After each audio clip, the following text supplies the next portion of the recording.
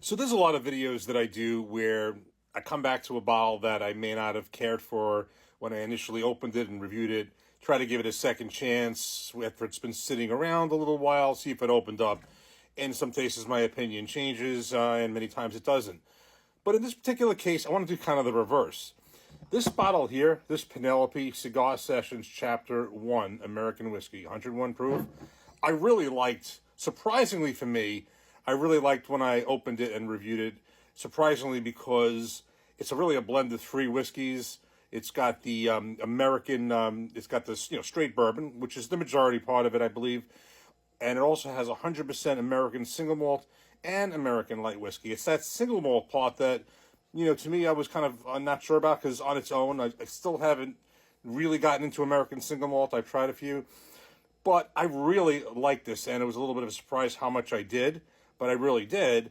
Kind of want to come back to it now and see, was it just a fluke, or do I really like it that much? So that's what I do with some bottles. There are some like this where, surprisingly, I think I liked it, maybe more than I was expecting. And I want to see if that was just a fluke, maybe my palate was a certain way that time. It could be. I like to test out my own palate to make sure my initial reaction, either when it was bad, was it really that bad, or when it was really... when I really enjoyed something, was that a fluke, or really is it really that good? Let's do that right now. Let's give it a nose. That was a pleasant nose that I first detected. Let's give it a taste. Cheers.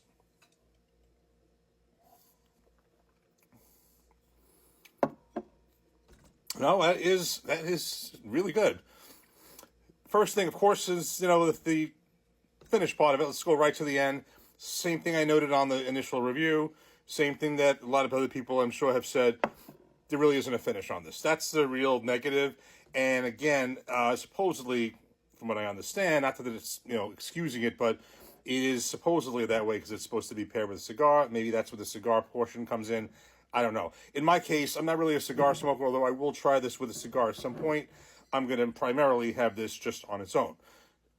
That part aside, it's delicious. It's, my initial reaction, which is the same now, chocolate, caramel, just some really, really tasty flavors. As a combination with all the three blends together, it comes out to 72% corn, 15% rye, 13% malted barley.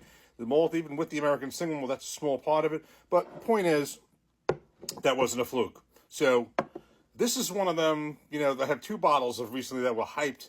One didn't work out that well for me, which was the Old Fitzgerald a wheated bourbon that the bottled in bond, 7-year. Was not crazy about it, overpaid for it.